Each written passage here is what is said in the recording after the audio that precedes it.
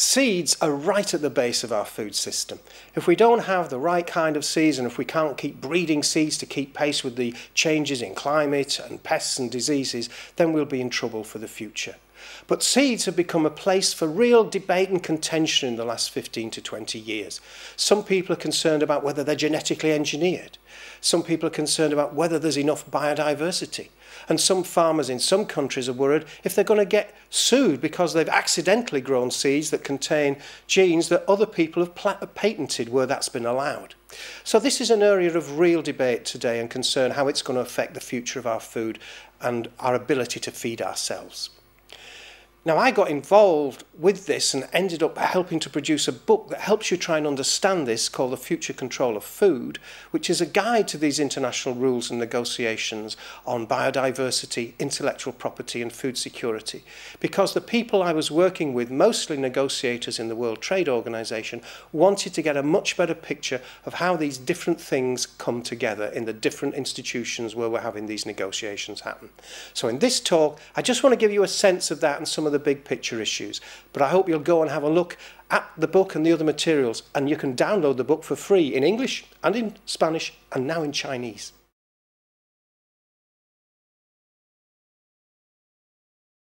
Probably the best known of these international negotiations resulted in a thing called the Convention on Biological Diversity, and that came out of the Rio Earth Summit in 1992, or to give it its full title, the United Nations Conference on Environment and Development. Now, when that was being negotiated, it came out of a range of different concerns. For some people, the big concern was, how do we conserve the biodiversity we've got in the world? Because we're seeing the biggest mass extinction since the dinosaurs today, and we need to be doing something about that. Another of the concerns was, how do we make sure we can sustainably use what we've got? We don't want to lose any more, but we want to be able to use what we've got. And the third concern, which came up particularly from developing countries, was how do we share the benefits from using this fantastic diversity on the earth? And one of the reasons they had a real concern was that a sense that if you look at, say, most of the drugs in the world, many of them have come out of being developed from plants or compounds in plants that are in tropical forests, mostly in areas where developing countries are. But they get very little, if or nothing, back from the fantastic amounts of money that's made out of these. So there was this mixture of concerns that went into creating this Convention on Biological Diversity. Now, when they negotiated it, there were quite a lot of issues they couldn't kind of agree on. So one of the things they said is, we need to figure out an agreement on access and benefit sharing. Now, actually, that took till just a few years ago, nearly 20 years. They also had to decide, what do they do about genetically engineered organisms, which they call living modified organisms. They said we need to negotiate a protocol that deals with these, and that became the Biosafety Protocol, or to give it its proper name, the Cartagena Protocol, because it was agreed in 2000. That took a lot of negotiation as well. So we have today, in the mid-2010s, a whole set of rules affecting the use and exchange of biodiversity. Now, the people who did most of the negotiating around the Convention on Biological Diversity came from the environmental sector. And they tended not to think so much about agricultural biodiversity and how it's really rather different, because that has been developed over thousands of years by millions of farmers, selecting seeds, selecting different breeds of animals suitable for their environment. And that was a big issue that they had to address. The other thing they had to take account of was that this Convention on Biological Diversity really sees this as being about a bilateral relationship, one country with another agreeing how you exchange genetic resources, how you exchange plants and so on. And then you need contracts around that. But in fact, the way agricultural biodiversity has developed is by farmers sharing and exchanging freely seeds and materials and crossbreeding animals and so on. And there already existed, when the CBD was negotiated, an undertaking on plant genetic resources for food and agriculture. And that was based in the UN Food and Agriculture Organization, which has its headquarters in Rome. So what had to happen was this undertaking then had to be renegotiated and turned into a treaty that was compatible with this new convention. And that gave the negotiators really quite a challenge, because it's a fundamental different approach that they had to connect. And indeed, what they did, and it took them 7 long years of hard negotiations, they came up with an idea that, look, what we need to do is for food and agricultural crops, crops that are used, that we need to eat, we're going to create a special space. And we're going to really try and maintain this idea of this, in this space it's a commons where we can freely share things. So they created for a whole range of plants for food a list, and which they call facilitated access is given to this list. So you can easily exchange it. You don't have to go through this bilateral by-contract business. They also said we're going to have to negotiate a simple contract agreement, a standard material transfer agreement. So it's like a click wrap on a piece of software. If you ask for some seeds from someone in Peru and they're going to send them over to, I don't know, Turkey, then you just say, yes, we agree. You don't have to negotiate anything. And part of the issue in negotiating this material transfer agreement was that you couldn't take out any form of intellectual property on this material as it was sent out. And in fact, issues around intellectual property had been at the heart of a lot of the big debates, both in the Convention on Biological Diversity and in the negotiations on this new international treaty. The other thing that the international treaty did was recognise a thing called farmers' rights, that actually the people who had developed the fantastic range of agricultural biodiversity we've got were the farmers around the world, especially small farmers living in difficult and different environments. So you had this new treaty and you had this Convention on Biological Diversity, and both had been affected in negotiations by this stuff called intellectual property. And the reason for that was rules on intellectual property had been introduced into another set of negotiations that were going on at the same time that led to the creation of the World Trade Organization. What is this stuff called intellectual property? Well, it's things like copyright, patents, trademarks, plant variety protection. Now, this stuff called intellectual property has been a really contentious issue between developing and developed rich and poor countries for many decades. In the 60s and 70s, when there was talk of trying to have a new international economic order, one of the key areas developing countries wanted to see reforms in were the rules over things like patents and copyright. But when these things were pushed to be introduced into the World Trade Organization through this agreement, the trade-related aspects of intellectual property rights, called TRIPS, there was strong resistance from those countries who were aware of this issue, but in the end they lost. Now, why does this stuff called intellectual property matter so much? Well, one of the reasons is it really is about who has wealth and power. But the thing is, you can't see it. It's not like gold or oil. And actually, for most of us, most of the time, we're not really aware of it. Perhaps the most common things most of us are aware of are a kind called geographical indications. If you buy something like champagne or Parma ham, that is covered by a protection that it can only be produced in a particular area in a particular way. And that is a kind of intellectual property. Trade secrets are another. Listen to this quote from the Gowers Review. The contents of a jar, the lid and seal may be protected by patents. Registered and unregistered design rights can also protect the lid and the shape of the jar. Copyright can protect the artwork in labels, and trademarks can protect the shape of the jar, labels, colours used and brand names. Now, he was talking about a particular brand of coffee. But in fact, in the industrialised food systems of today, intellectual property pervades them in all kinds of places. And that's why this stuff is really quite important for the future. Broadly speaking, there are really two different uses of intellectual property in the system.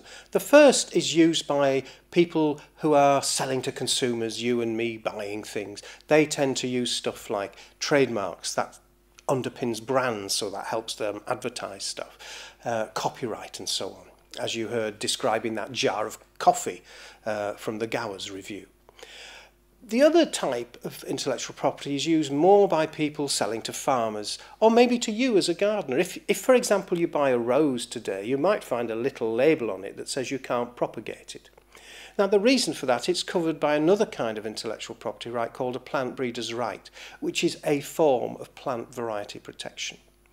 The other big area is the use of patents, who've been extended into covering living organisms in a way that was never envisaged when they were developed, and which has happened since the mid-1980s. Only in some countries where they've allowed this.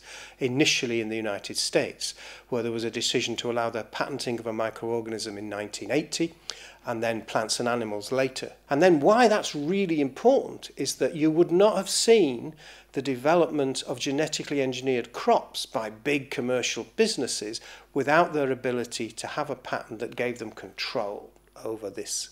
In reality, they're not really intellectual property rights. That's a misleading term.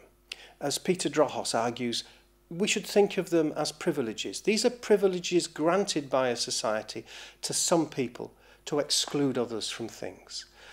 Copyright allows me to say you shouldn't copy my work, or patents allow the patent holder to say you can't use what I've invented without paying me or my permission, and it excludes any other use from that.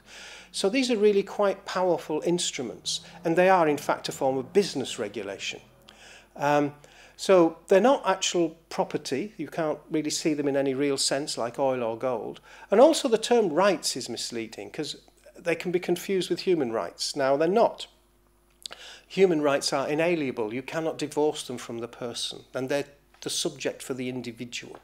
But intellectual property rights are actually privileges which some people can have, and even corporations can have, completely artificial creations which have no real existence in the sense of being like a human person, but they can have them as well. So they're quite confusing things in some ways. And also, as Peter Drohos talks about today, with this extension of a patent regime globally, what they also tend to do is create a system for private taxation, because they allow you to charge what price you like in any jurisdiction, because you can stop products moving from one place to another because of the rights that you're given now by the patent regime. And it's one reason that developing countries were very concerned about these rules being pushed into the World Trade Organization, because historically all countries have had or have not had rules on copyrights or patents according to what was in their national economic interest. The Americans, for example, wouldn't allow foreign authors copyright in the 19th century, which Dickens complained bitterly about. Many European countries didn't have patent regimes for quite a long time. They took inventions in other places and re-examined them and rebuilt them in their countries. And they mixed and matched to suit them. And what's happened by introducing these rules into the World Trade Organization is putting a minimum standard, a bar below which you cannot be. It's like saying anyone could have a size 8 shoe or a 10. But sorry, you can't have shoe sizes that are size 4, or you don't have the option not to wear shoes.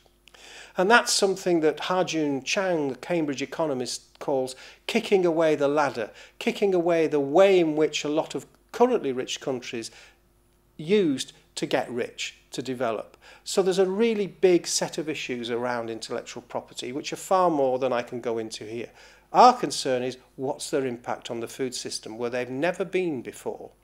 And all the work I used to do in the 60s and 70s, and when I edited food policy and we talked about the Green Revolution and all the plant breeding and agricultural extension, had none of these problems about dealing with it. Materials could be freely shared. So we really are in quite a new world, which is only just beginning to be understood and the impact felt. The World Bank, in its development report in the late 90s, pointed out that these intellectual property rights, or what I sometimes called IMPs, intellectual monopoly privileges, actually have real effects. They tend to shift market power.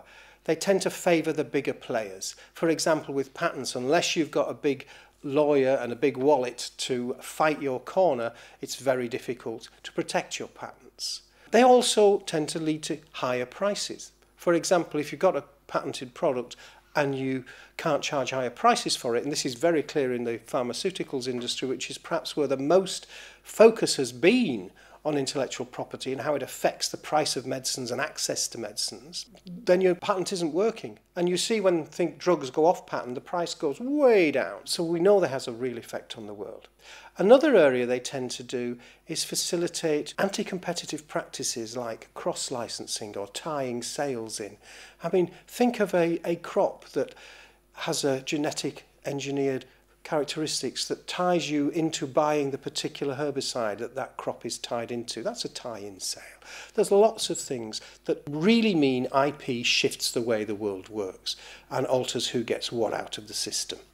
The other thing is they're tending to increase the cost of access to knowledge, and this is the area of copyright, where today it's much easier to exchange knowledge and information than ever before, but if it goes behind a firewall in a digital environment, then it's difficult to get access to this knowledge. And that can be knowledge maybe to do with science, to do with food and farming, or any field. So they're really important in how they're structuring the world. And why they matter, because they've gone into the World Trade Organization, is that is an organization that nearly every country is in.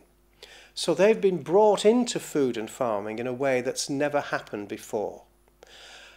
And one of the key tiny little clauses that has made this absolutely central is something called Article 27.3b of the TRIPS agreement, and it talks about members of the World Trade Organization. It says, members may also exclude from patentability plants and animals other than microorganisms and essentially biological processes for the production of plants or animals other than non-biological and microbiological processes.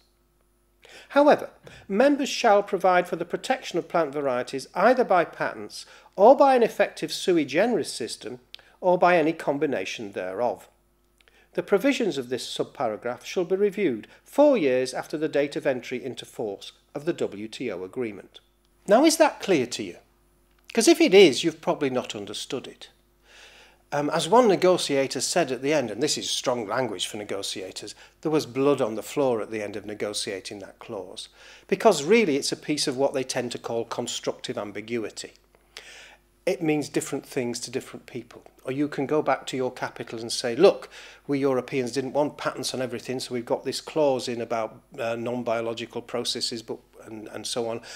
You can go back to your capital and say, actually, we've kept out UPOV, I'll talk about that in a minute.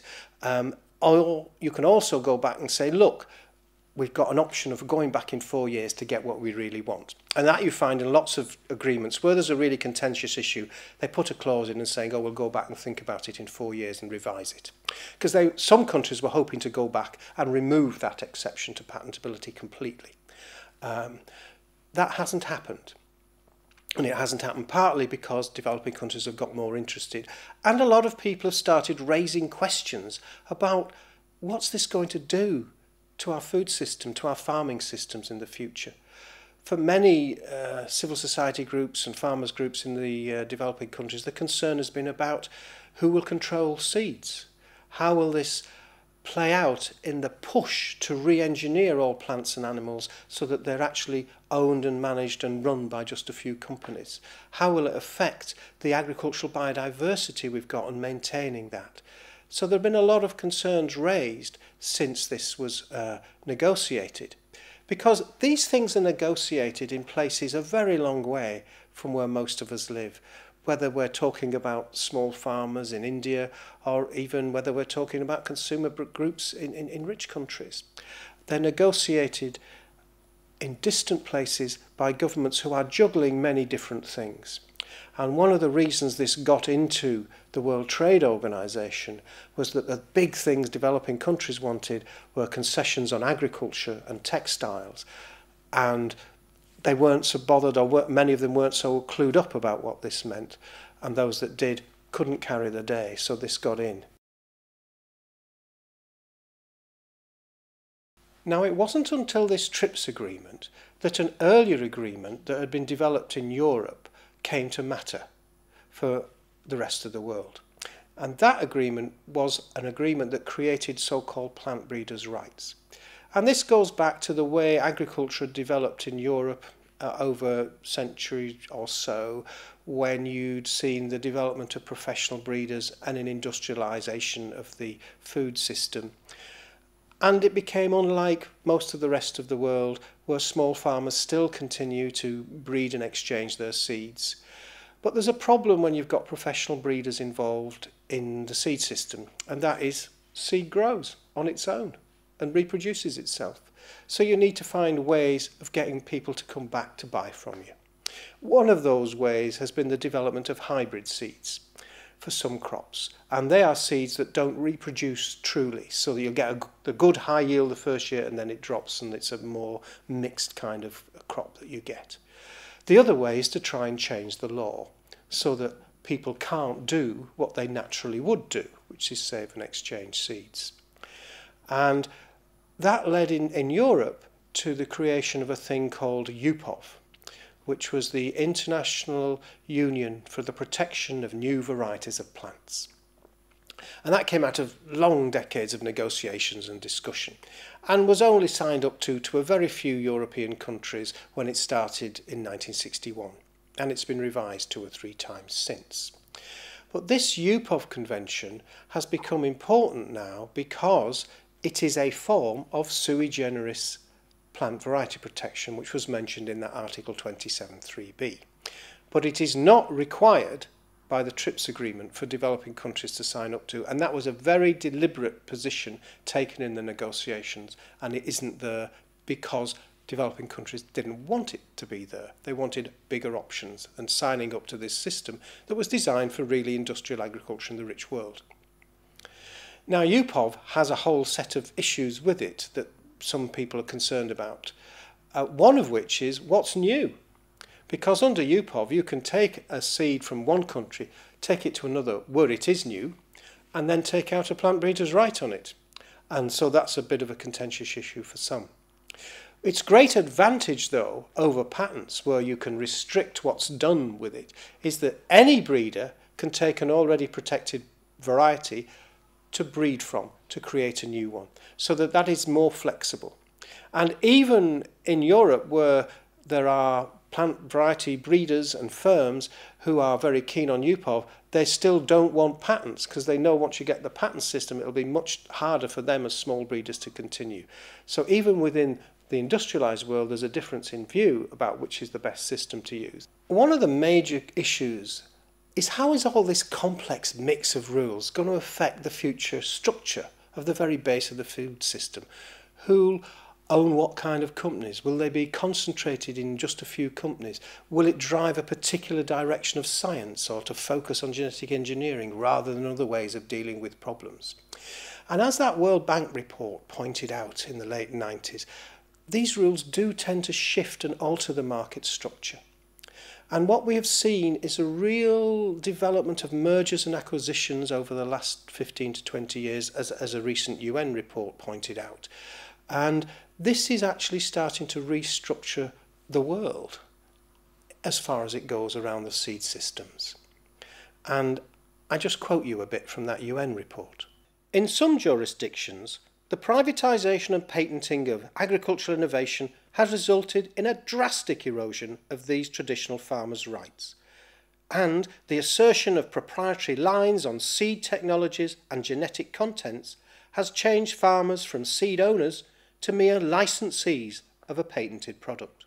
Phil Howard from Michigan State University has done a really dramatic illustration of how these legal changes have helped influence the restructuring of the seed business from the bottom up since the mid-90s. And you can see in the way he's shown how former chemical companies, which are the companies he put up in red, in big red blobs, have all kinds of linkages out now and have bought or have got relationships with lots of seed companies around the world. Alongside this restructuring of the industry at the base, and also a shift in funding from the public sector more to the private sector to develop R&D, and the public sector only doing research that only people with big research labs can benefit from rather than what small farmers can benefit from, has seen this restructuring and a perhaps shift in the kind of focus of where R&D goes. And there's a real set of issues around Are we asking the right kind of questions in the science today? Are we narrowing the focus down so we think more and more about just the plant and the seed and restructuring that, because that's what you can protect, rather than thinking about the whole farming system? So that might be water management, soil management, preventing of soil degradation, etc., as being the range of science that we need to do in the whole area of food and farming. Before I reflect briefly on what we might have learned from all these negotiations, I want to ask if it might seem strange to you that there's a whole body in Geneva called the World Intellectual Property Organization, and why that wasn't the place all this stuff on intellectual property was discussed, rather than pushing it into the World Trade Organization, which is about trade liberalization and which is not what intellectual property is about. And one of the core reasons for this is that in this World Intellectual Property Organization, which is a UN body, although it tends to see itself as representing the interests of patent holders and the interested professionals, many would argue, rather than the general public good globally, if you have an agreement in there, then you can sign up to it or not as you wish. So you could have had this TRIPS agreement there, but maybe just 10 or 20 countries would have signed up. And that wasn't what a whole set of industries whose business models, in many senses, have been made obsolete by real technological innovation and revolution. The businesses who deal with software and film and music and pharmaceuticals, who depend upon a really strong intellectual property regime for their economic success. Those institutions in a world of increasingly global markets wanted a place to put information and rules on intellectual property that was going to be global in its reach. And that's why they didn't want it to go into this talking shop about intellectual property where you don't have to sign up to any of the agreements that are made, and they wanted it into this new body, the World Trade Organization. The other key reason they wanted to have these rules in the World Trade Organization was because it is unique amongst the international organisations. If you take no notice of the rules in the Convention on Biological Diversity or this international treaty on plant genetic resources, there's no sanctions, there's no comeback on you. That's not true in the WTO. This is a club. You join as a country this club and you accept its rules. And its rules override any rules you might have. And if you don't follow its rules, there is a binding dispute settlement system built into the WTO, and it's backed by sanctions. And that means if you're found in breach of their rules, you either have to change your rules or face fines or have sanctions taken out against you. And that's happened in many disputes since. So now we've got a really heavyweight international body. So TRIPS has put intellectual property into hard law, whereas these other bodies are what they call soft law. They're not as enforceable as you have these rules in the World Trade Organization. And now we have not just the WTO, we've got WIPO, we've got the Convention on Biological Diversity, we've got the International Treaty, we've got a really complex international environment in which anyone working in food and farming has to deal with very much more than when I started work with food policy and when I worked in agricultural extension, 20, 30 years ago. So this is really quite difficult. Most of us can get some kind of handle on what our own national framework is. We can see who the big actors are, what the political interests are. It gets much more difficult when you look at this kind of big international framework, where you've got intergovernmental bodies, UN bodies, the CBD, the International Treaty, WIPO, they're UN bodies. The WTO, it's not a UN body. And you've got other bodies like UPOV and a whole group of international research centres that kind of sit out there a bit separately. And so you've got this really complex mix in which people are having to negotiate.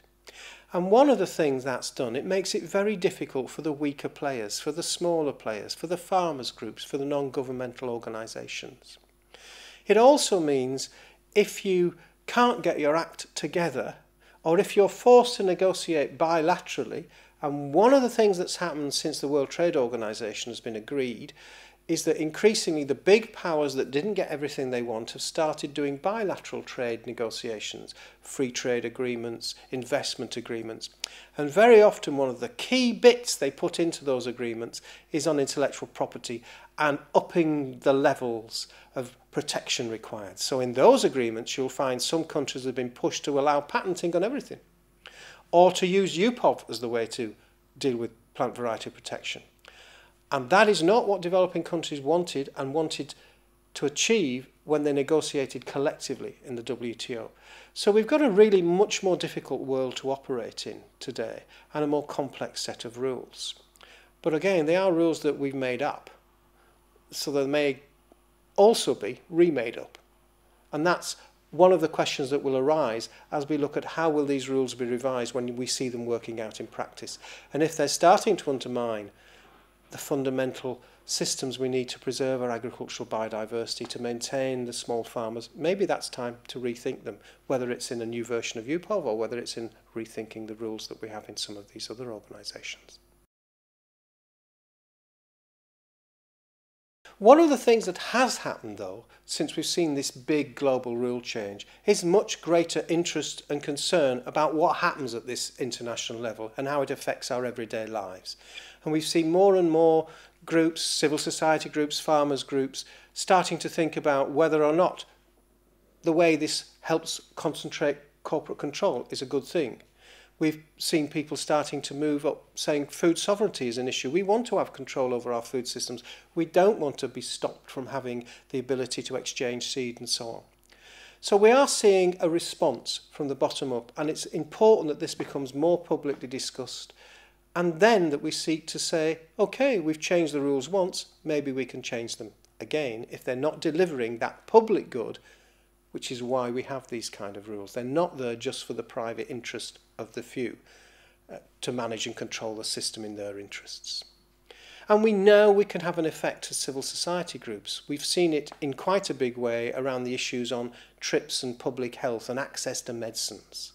And that's perhaps the area it's been the most public. But we only need medicines when we were ill. We actually need food all the time. So we can't let this kind of just gently slide into the food system and restructure it if it does it in a way that is not going to be beneficial for us all in the long term. But that also means getting to grips with the reality of the way these negotiations happen. This is not a level playing field. If you think of a football pitch, think of a pitch like this, with a centre line down here. Okay, the best players, the best team is playing this way. The weakest players are playing that way, and they haven't even got a proper centre line. Even if it was level, it wouldn't be fair.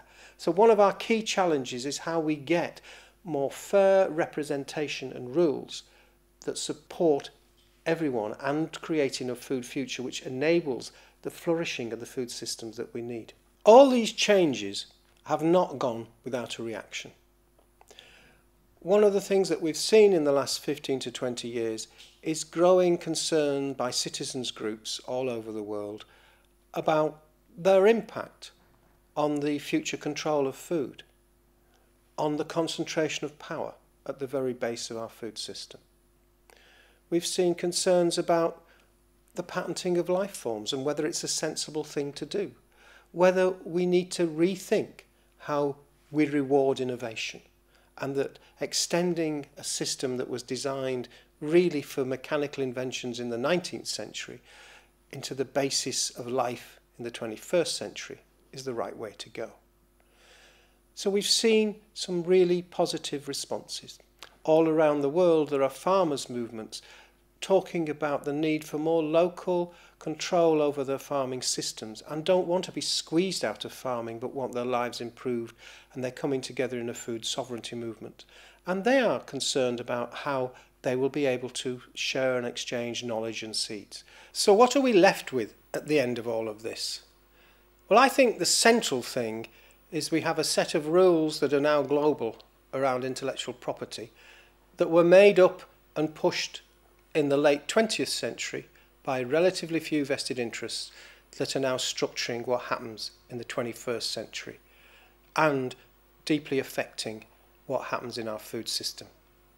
And I don't think they're the right rules. Our challenge is to get the right rules to support what we need for food and thriving people this century.